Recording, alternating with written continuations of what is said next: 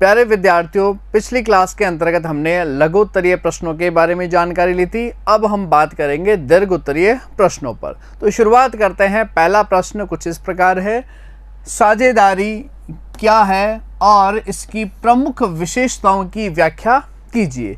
देखिए, बात की जाती है साझेदारी की, तो बेसिक इसकी डेफिनेशन है दो या दो से अधिक व्यक्ति मिल करके लाभ कमाने के उद्देश्य से या धन कमाने के उद्देश्य से कोई भी कार्य करते हैं उसे साझेदारी कहा जाता है या भागीदारी कहा जाता है। दो या अधिक व्यक्ति लाभ के उद्देश्य से कार्य करेंगे उसे हम क्या कहेंगे? साझेदारी कहेंगे। और कुछ ऐसी ही परिभाषा भारतीय साझेदारी अधिनियम 1932 धारा 4 के अंतर्गत दर्ज की गई है। और क्या है वो डेफिनेशन? साझेदारी उन व्यक्तियों के बीच एक संबंध है जो एक ऐसे व्यवसाय के लाभ को बांटने के लिए सहमत होते हैं जिसका संचालन सबके द्वारा या सब में से किसी एक के द्वारा संचालित किया जाए अथवा चलाया जाता है।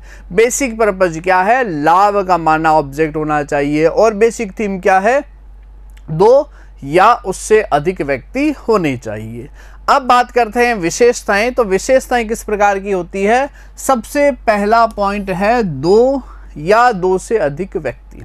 साझेदारी के अंतर्गत कम से कम दो सदस्य होने चाहिए और उन सदस्यों को हम साझेदार कहते हैं। और सम्मिलित रूप से वे सदस्य क्या कहलाते हैं? फर्म कहलाते हैं। और जिस फर्म का जो नाम है उसे हम फर्म का नाम कहेंगे। सदस्य कितने होते हैं? न्यूनतम दो, अधिकतम कितने हो सकते हैं? 50। ये अपने क्या रहेगी? साझेदारी के अंतर्गत सदस्य संख्या। अनुबंध या समझौता। देखिए, साझेदारी का निर्माण ही क्या होता है? अनुबंध या समझौते के प्रभाव से होता है। समझौता होना आवश्यक है। अब समझौता लिखित में भी हो सकता है अथवा मौखिक में भी हो सकता है। समझौता यानी साझेदारी करेंगे उसके लिए जो भी शर्तें हैं, जो भी नियम हम तैयार करते हैं वो उसके अंतर्गत दर्ज होते हैं। तो समझौता जो है आपका लिखित या मौखिक किसी भी रूप में हो सकता है।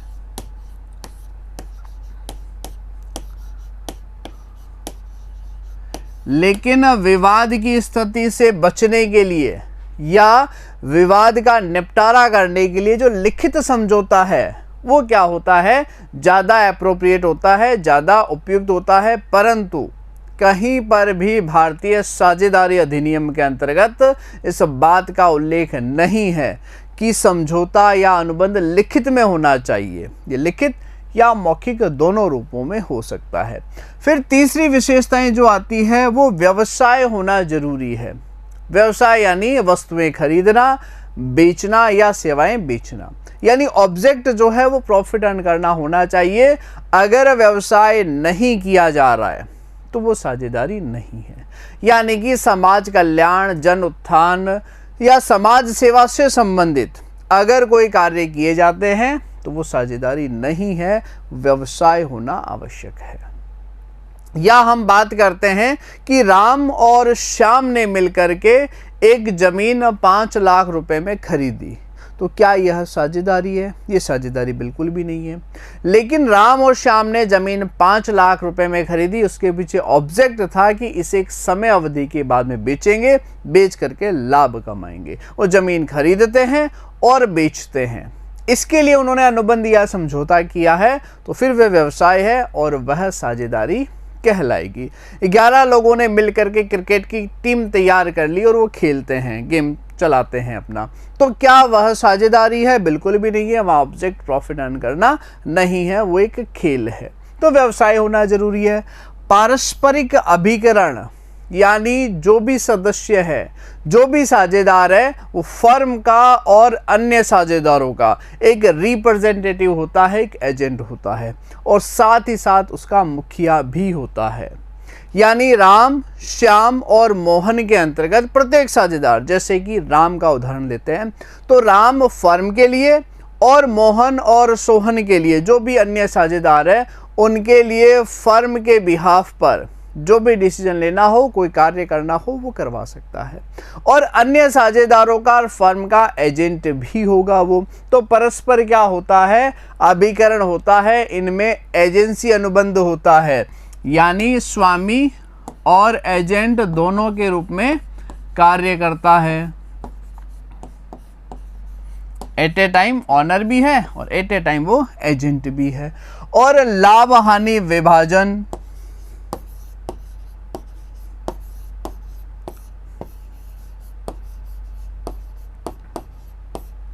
अगर व्यवसाय किया जा रहा है तो लाभ भी होगा और निश्चित रूप से लाभों का विभाजन जो है साझेदारों में किया जाए। अब बात करते हैं लाभों का विभाजन, तो साथ ही साथ अगर हानि होती है तो उसका भी निश्चित रूप से डिस्ट्रीब्यूशन साझेदारों में किया जाएगा। और साझेदारी के उत्तरदायित्व क्या होते हैं, असीमित, यानी अगर साझेदारी व्यापार विपरीत परिस्थितियों में चलता है, समापन की स्थिति में आता है, लेनदारियां बढ़ जाती है, तो उनको चुकाने के लिए साझेदारों की पूंजी के साथ साथ उनकी निजी संपत्तियों से भी वह राशि वसूल की जा सकती है। तो ये आ जाएगी आपकी साझेदारी की विशेषताएं। साझेदारी क्या है, दो या दो से अधिक लोग मिल करके लाभ के उद्देश्य से कोई कार्य करते हैं, वो साझेदारी कहलाती है। विशेषताओं के अंतर्गत सदस्य कम से कम 2 होने चाहिए। सदस्यों के मध्य एक अनुबंध या समझौता होना चाहिए जो लिखित या मौखिक रूप में हो सकता है, लिखित ज़्यादा अप्रोप्रिएट होता है।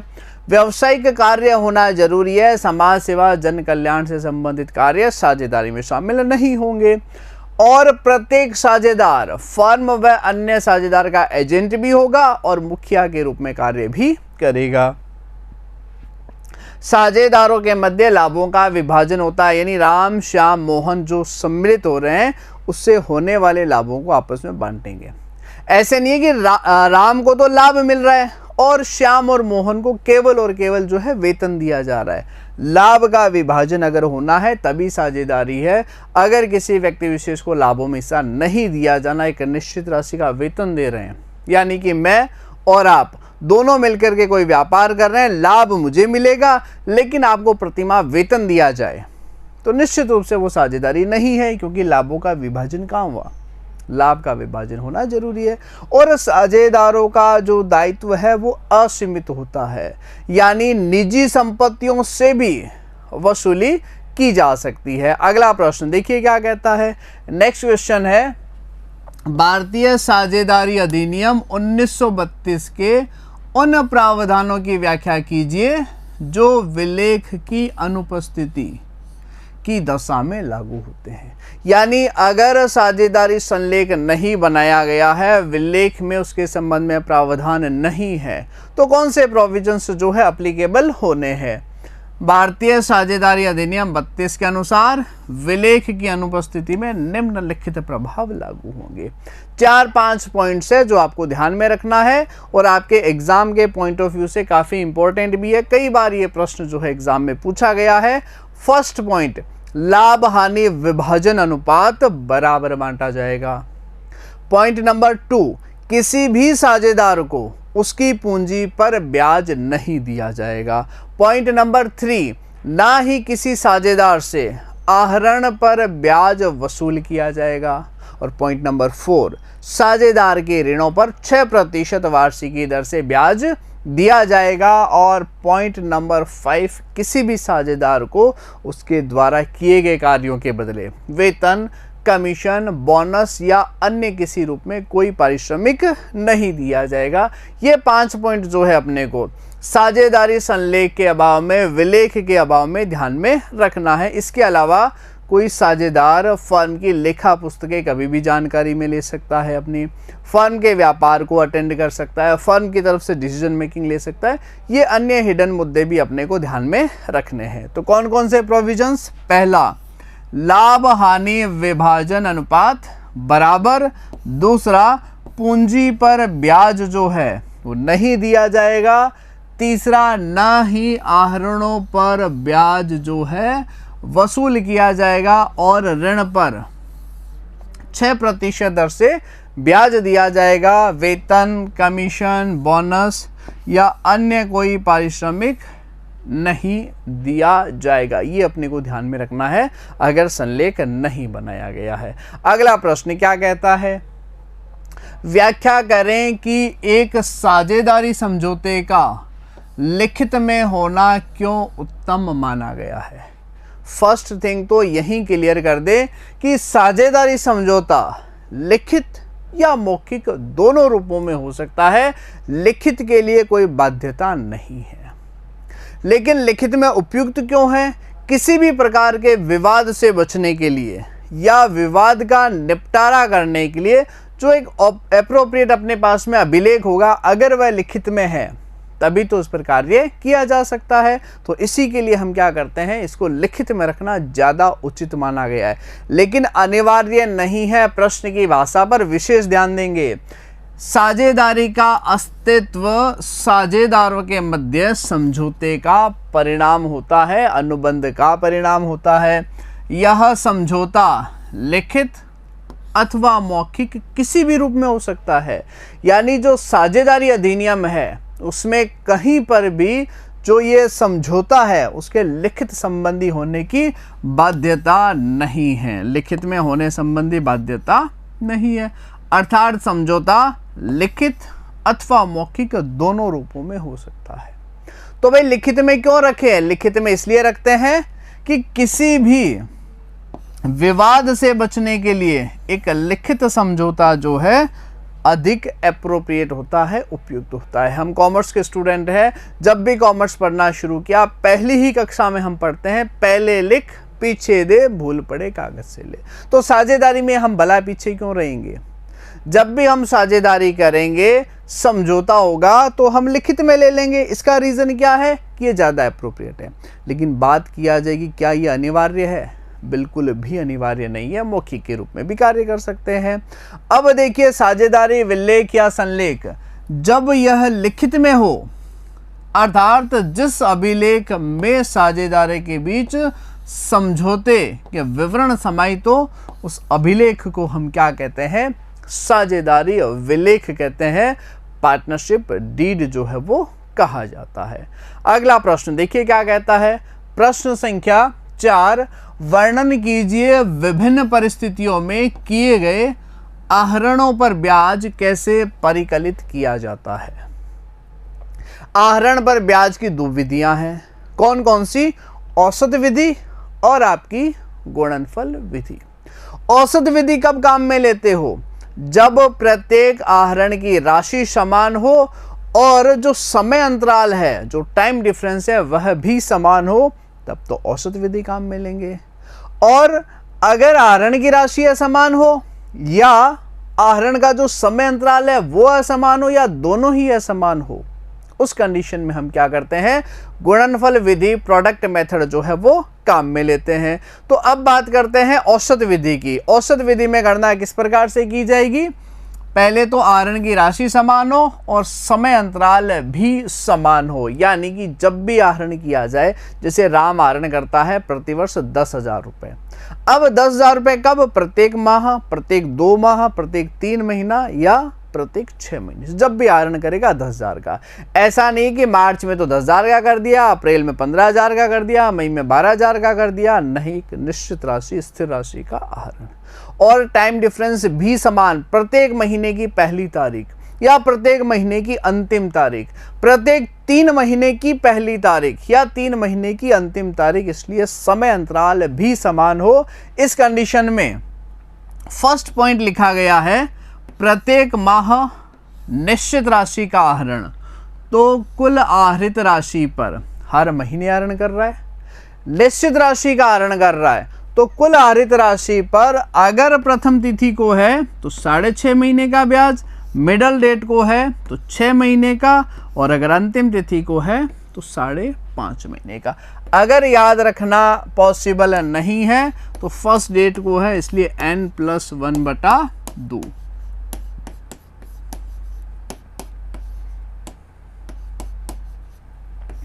और अगर मिडल डेट को है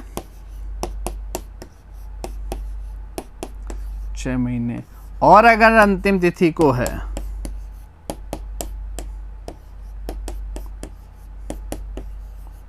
ये इस प्रकार से जो है आहरण पर ब्याज की गणना की जाएगी, लेकिन कुल आहरित राशि पर इसे मत भूल जाना।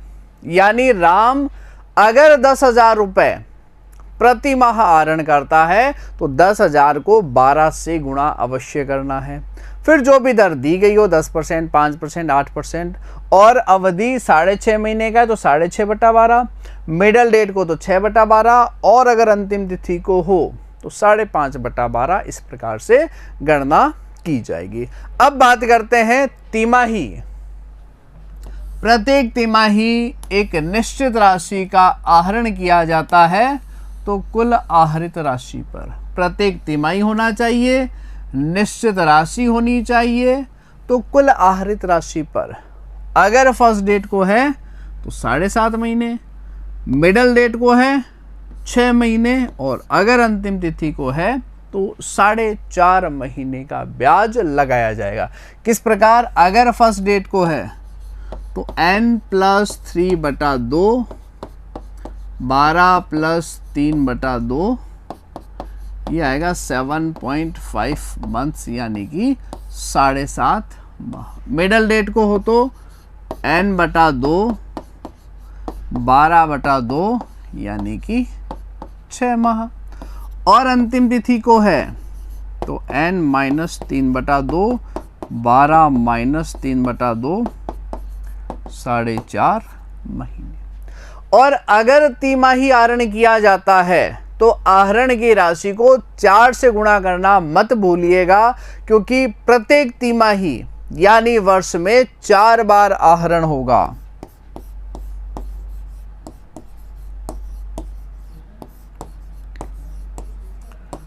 प्रत्येक तिमाही आहरण अर्थात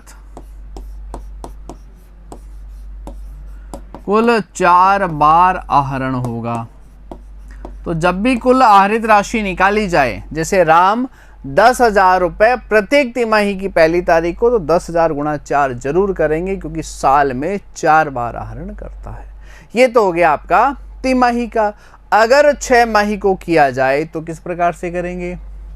प्रत्येक 6 माही निश्चित राशि तो कुल आहरण राशि पर अगर फर्स्ट डेट को है तो n+6/2, n है 12, 6/2, यानी कि 9 मंथ्स, 9 महीने का। और अगर मिडल डेट को है तो n/2, 12/2, यानी कि 6 मंथ का। और अगर अंतिम पर है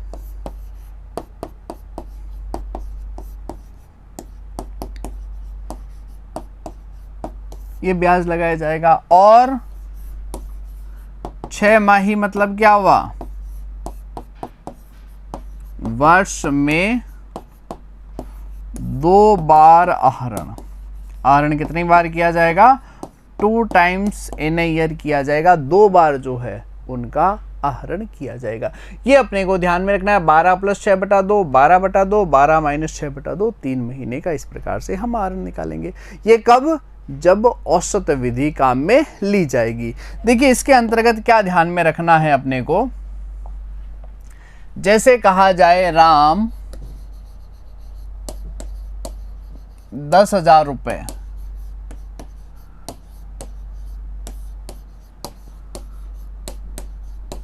प्रत्येक तिमाही की प्रथम तिथि,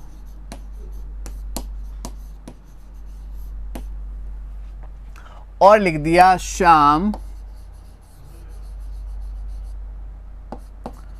12,000 रुपये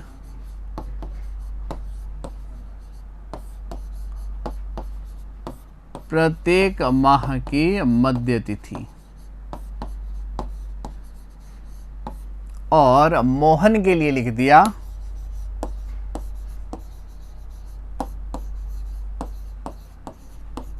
15,000 रुपये प्रत्येक 6 माही।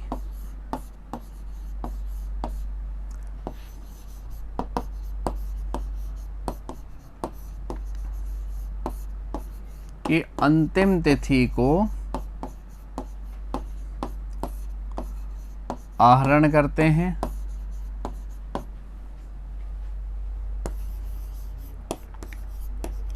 आहरण पर ब्याज की गणना कीजिए।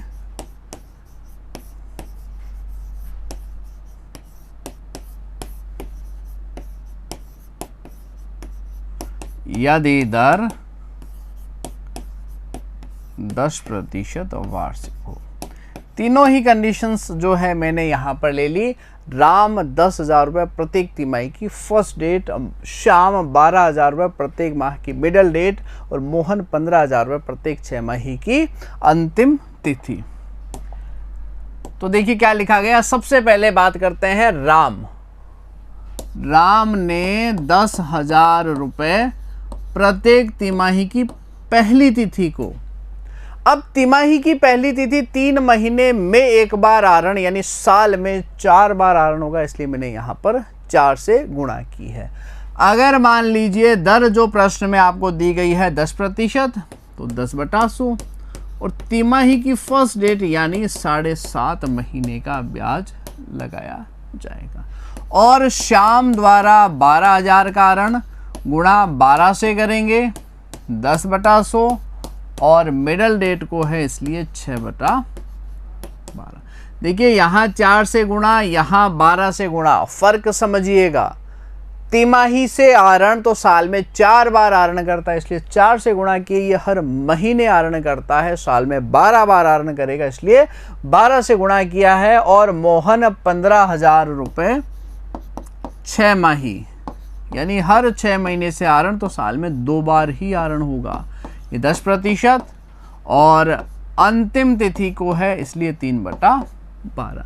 अवधि हमें ज्ञात करना आता है, तिमाही है तो n+3/2, n/2, n-3/2। मंथली है तो n+1/2 फर्स्ट डेट के लिए, मिडल के लिए n/2, अंतिम के लिए n-1/2। 6 मई की फर्स्ट को n+6/2, मिडल को n/2 और अंत में n-6/2, क्योंकि 6 मई है। इस प्रकार से हम क्या करेंगे, ब्याज की गणना करेंगे। औसत विधि। प्रश्न क्या पूछा गया था? प्रश्न में ये पूछा गया था कि आहरण पर ब्याज की गणना अलग अलग परिस्थिति में किस प्रकार किया जाए। ये हमने क्या जानकारी ले ली थी। मंथली आहरण हो तो कितना आएगा, तिमाही आहरण हो तो क्या आएगा, 6 मई आहरण हो तो क्या आएगा, और एक प्रश्न भी इनकी सहायता से हमने हल कर लिया। अब बात करते हैं गुणनफल विधि हो तो फिर अपने किस प्रकार से गणना करेंगे।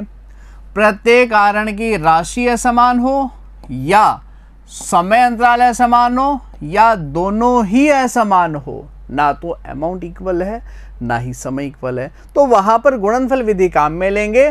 गुणनफल विधि द्वारा ब्याज की गणना में आहरण की तिथि से लेखा वर्ष की समाप्ति की अवधि तक, इस अवधि विशेष का पूरा ध्यान रखना है, तक के माह से आहरण की राशि से गुणा करके गुणनफल ज्ञात कर लेंगे और ज्ञात गुणनफल की राशि से प्रोडक्ट के अमाउंट से 1 महीने का ब्याज लगा लेंगे। जैसे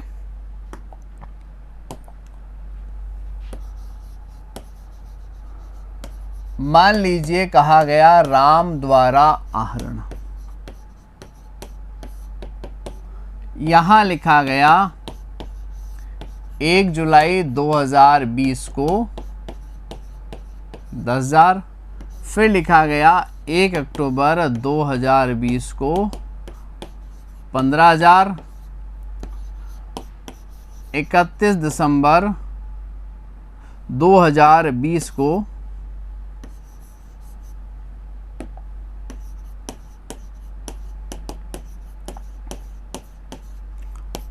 1 मार्च को 10,000 का। अब देखिए क्या करना है, बकाया अवधि से गुणा करेंगे, यानी 1 जुलाई के पश्चात जुलाई, अगस्त, सितंबर, अक्टूबर, नवंबर, दिसंबर, जनवरी, फरवरी और मार्च, टोटल 9 महीने हैं, तो इसे हम 9 से गुणा करेंगे 90,000। 15,000 रुपये 1 अक्टूबर को, तो अक्टूबर, नवंबर, दिसंबर 3 महीने, जनवरी, फरवरी, मार्च 6 महीने, तो ये भी आ जाएगा आपका 90,000। 90,000 यानी 90,000। और 31 दिसंबर को जो 20,000 है उस पर जनवरी, फरवरी और मार्च 3 महीने का लगेगा। तो इस प्रकार हम क्या करेंगे, इनका गुणनफल कर लेंगे। और 1 मार्च को 10,000 तो सिर्फ 1 महीने का है, तो ये आपका आ जाएगा 2,50,000। अब कैसे आएगा, यहाँ पर 2,50,000 गुणा जो भी दर है प्रतिशत में, इसलिए बटा 100, और समयावधि 1/12 करेंगे। क्यों करेंगे, क्योंकि जब आहरण किया है उस तारीख से लेकर के हमने जितनी भी बकाया अवधि रहती है वर्ष की समाप्ति पर उससे गुणा कर दी है, तो यहाँ पर ब्याज भी जो है 1 महीने का लगाया जाएगा। ये आपकी 2 विधियां हो गई, कौन सी, आहरण पर ब्याज की औसत विधि, जब प्रत्येक आहरण की राशि समान हो और जो टाइम डिफरेंस है वो भी इक्वल हो। और अगर समान नहीं है तो गुणनफल विधि में हम इस प्रकार से जब भी आहरण करेंगे बकाया अवधि से गुणनफल करके हम इसकी गणना कर लेंगे। तो साझेदारी के अंतर्गत फिलहाल के लिए इतना ही, टॉपिक को नेक्स्ट क्लास में आगे बढ़ाएंगे। Thank you very much.